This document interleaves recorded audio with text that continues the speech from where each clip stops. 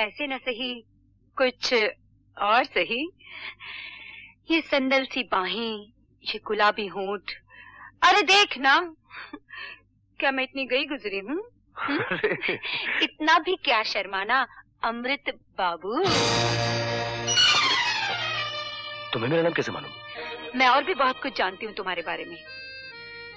मेरे बाप के यहाँ 2 लड़कियां पैदा हुई, शबनम यानी कि मैं, और काजल यानी कि वो, जो एक अरसा हुआ शहरी बाबू के चक्कर में हमें छोड़कर चली गई और फिर होटलों में नाचने लगी। मैं ये भी जानती हूँ कि काजल और भगवत सिंह ने मिलकर तुम्हें एक चोरी के इल्जाम में फंसाया है ना?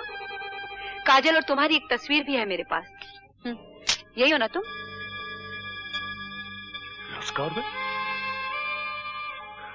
लुस्का तुम्हारी बहन काजल है? हाँ, ये जो भगवत सिंह है ना, बड़ा कमीना आदमी है, वरना काजल बुरी लड़की नहीं है। तुम भगवत सिंह को कैसे जानती हो? एक बार मिली हूँ, जब माँ वहाँ बीमार हो गई थी तो काजल उसे छोड़ने यहाँ आई थी, तब वो भी उसके साथ था। उसी रात न जाने दोनों में क्या तकरार हुई, उसी में तो मुझे पता चला कि उन दोनों ने तुम्हें कैसे फंसाया था। मैंने तो काजल से कह भी दिया था कि ये जो भगवत सिंह है ना, बड़ा कमीना है, 4 शैतानों के बराबर है। शबनम, एक बात कहूं? कहो। अगर कभी जरूरत पड़ी तो मेरी मदद करोगी? क्यों नहीं, तुम्हारी एक मदद भी तो कर्ज है मुझ पर, और क्योंकि इन दोनों ने तुम्हें झूठे इल्जाम में फंसाया था तो तुम्हें बचाना मेरा फर्ज है। आजकल कीमतों का क्या भरोसा है?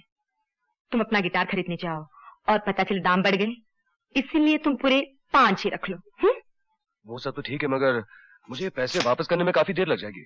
वापस ही ना करो? ये कैसे हो सकता है? अरे यार, पैसे लौटाने के और भी तो तरीके होते हैं। हमारे पास आओ, करीब बैठो, प्यार मोहब्बत की बातें करो। ये लो पैसे, लुस्का गेट आउट ऑफ हियर। अमृत, ये बात तुम्हें बहुत महंगी पड़ेगी।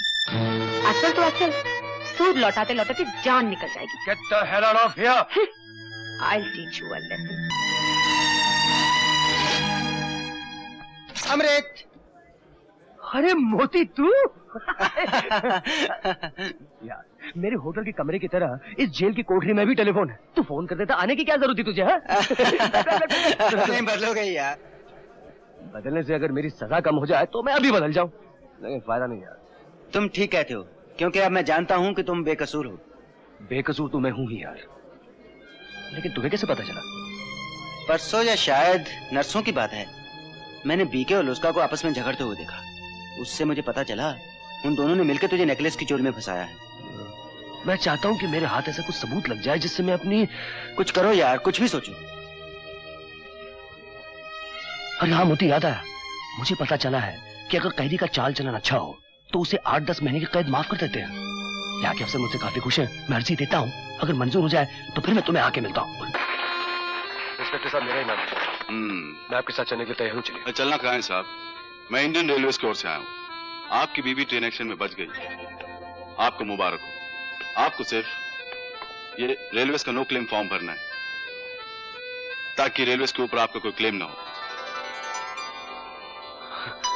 ये बात है इंस्पेक्टर साहब? बस लीजिए, जितनी मर्जी 10 का चार्ज ले लीजिए। एक ही? बिल्कुल।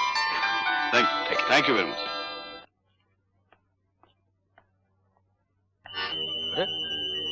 तुम मेरे कमरे में क्या कर रहे हो? मैं जरा तुम्हारा कमरा गौर से देख रहा था, बड़ा अच्छा है। सिर्फ मुझे इस पलंग पे एतराज है। ये है डबल बेड, यानी 2 के लिए, मगर तुम तो 3 हो।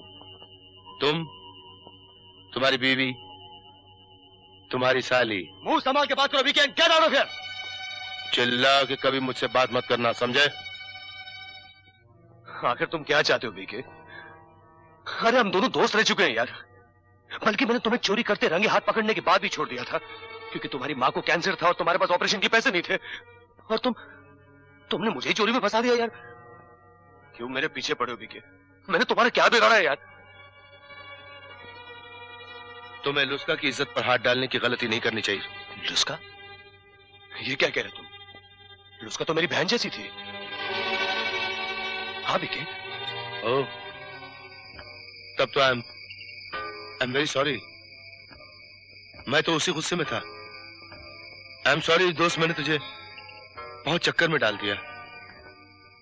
लेकिन घबरा मत, उस चक्कर से मैं तुम्हें निकालूंगा।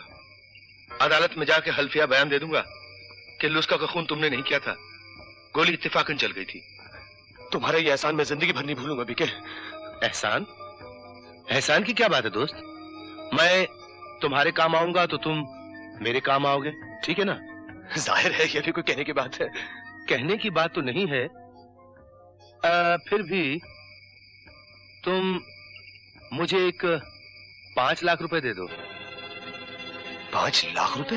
हाँ, सोच लो, अगर फांसी पे चढ़ने का शौक है तो जाने दो। लेकिन मैं इतना रुपया लाऊंगा कहां से बीके? मैं बैंक से। कल सुबह वर्कर्स की तनख्वाह के लिए 1 लाख रुपए निकालोगे, उसकी बजाय 6 लाख निकाल लेना। वो रुपया मेरा नहीं जो मैं निकाल लूं। मैं सिन्हा साहब से बेईमानी नहीं कर सकता। बेईमानी तो सिन्हा साहब से तुम कर ही रहे हो, नकली दामाद बनके उनके घर में जमे हुए हो ना। ठीक है, एक बेईमानी एक धोखा और सही। ये धोखा मेरे कहने से दिया गया था। ये डैडी की जान बचाने के लिए नकली दामाद बनाए गए हैं। अमृत, कल इन्हें 5 लाख रुपया दे दो। देखो, ये कितनी अक्लमंद है तुमसे ज्यादा, और प्रैक्टिकल भी है, बातों को खींचती नहीं है तुम्हारी तरह। मैं कल 5 लाख रुपए लेते ही अदालत में बयान दे दूंगा कि तुम बेकसूर हो। और अदालत में बयान देने के बाद आप इस इलाके में नजर तक नहीं आएंगे, समझे? मैं यहाँ शहद बनाने के लिए नहीं आया हूँ मिस सिन्हा, माल बनाने के लिए आया हूँ। मैं अपने पैसे लेते ही खुद ब खुद यहाँ से चला जाऊंगा। क्यों पार्टनर, कल की तैयारी है? Good night and sweet dreams.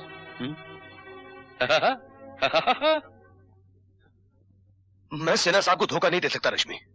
Daddy को धोखा तुम नहीं, मैं दे रही हूँ। और फिर धोखा कैसा? ये रुपये मेरे भी तो हैं। और फिर 5 लाख की हैसियत ही क्या है? गंगा में से 5 बूंद पानी कम हो जाने से गंगा सूख तो नहीं जाती। बुद्धू राम। शादी होते ही तुम रश्मि को लेकर 8-10 दिन के लिए गायब हो जाओ, और मैं सिन्हा के बच्चे को ये खुशखबरी सुनाने की एवज में कि तुम्हारी बेटी ने मेरे बेटे के साथ अपनी मर्जी से शादी की है, 10 लाख रुपया ले लूंगा। अच्छा, वो तो बात की बात है। पहले तुम दोनों बाप बेटे 10 लाख जूते खाने के लिए तैयार हो जाओ, और वो भी कस कस के। अरे ये मनोज कहाँ से आ गया? अरे मक्खन लाल, मैं खींचता हूँ तेरी खाल।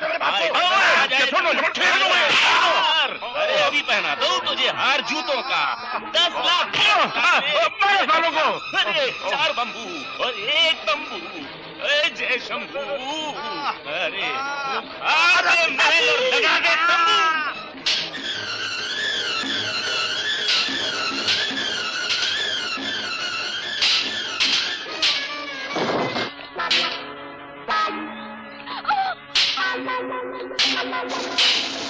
मुझे कमीने, छोड़ दे। अरे कैसी मारती, कपड़ा हो गया। अरे काटोगे क्या? अरे जीजा जी बचाओ, आओ जल्दी आओ। अरे कालिया, तेरा क्या होगा?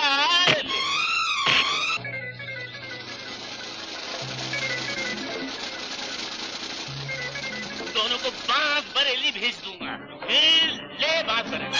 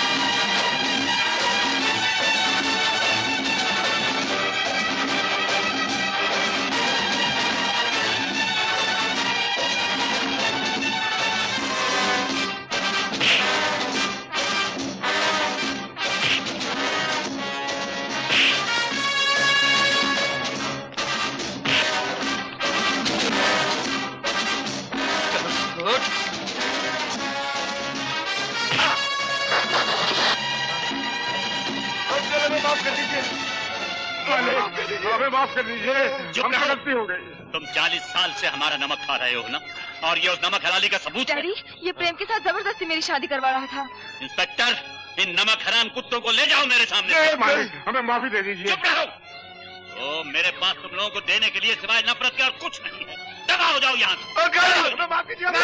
बाप बन के तुम्हें चलना सिखाया, माँ बन के लोरियां गाई, और भाई बन के तुम्हारे साथ खेला, और अब तुम्हारे चेहरों की तरफ देखने से मेरी निगाहें मैली हो रही। डैडी। मत कहो मुझे डैडी।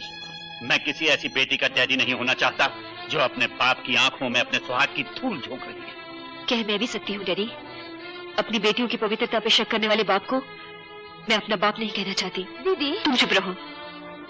वो शैतान डॉक्टर आपके लिए हम लोगों से ज्यादा हो गया। उसने जो कहा आपने मान लिया, हमारे पूछे बिना हमारे खिलाफ फैसला भी सुना दिया गया। पूछना क्या था? अगर विजय तुम्हारा पति है तो ये कौन है?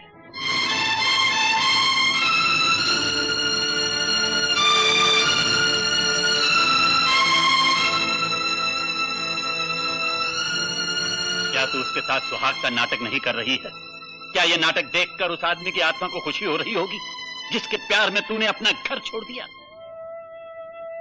जी हाँ, ये नाटक देखकर उसकी आत्मा को बहुत खुशी हो रही होगी, क्योंकि उसे मुझ पर भरोसा था, और अब भी होगा। आज मैं आपके सामने ये नाटक खत्म कर देती हूँ। ये चूड़ियां पहनने से मुझे कोई खुशी नहीं हो रही, और ये बिंदिया मेरे माथे पर अंगारे की तरह चिपकी हुई है।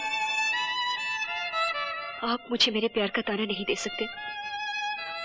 आपको ये बताने की जरूरत नहीं कि मैं विधवा हूं।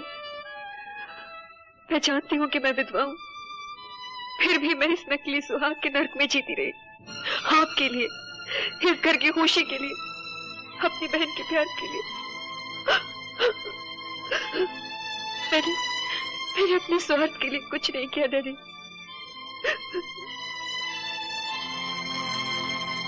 फिर भी कोई गैरतमंद बाप ये नहीं बर्दाश्त कर सकता कि उसकी बेटी एक धोखेबाज और कातिल की नकली बीवी बनकर रहे। डैडी, न वो धोखेबाज है न कातिल। अच्छा, अब वो धोखेबाज भी नहीं रहा। क्या वो विजय बनकर यहाँ नहीं आया? क्या वो हमारी मोहब्बतों और मेहरबानियों को जलील नहीं करता रहा? नहीं डैडी, वो विजय बनकर नहीं आया था। उसे आपने जबरदस्ती विजय बना दिया। आपको डैडी कैसे कह सकता? रहना भी नहीं चाहता था। मैं तो उसे खैर आपने अजनबी, रोका। याद कीजिए, आपसे कोई रिश्ता भी नहीं है। मैंने तो उसे पहले ही दिन पहचान लिया था डैडी।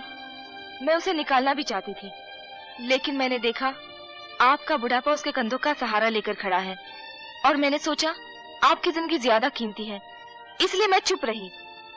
फिर भी उसकी आत्मा उसको परेशान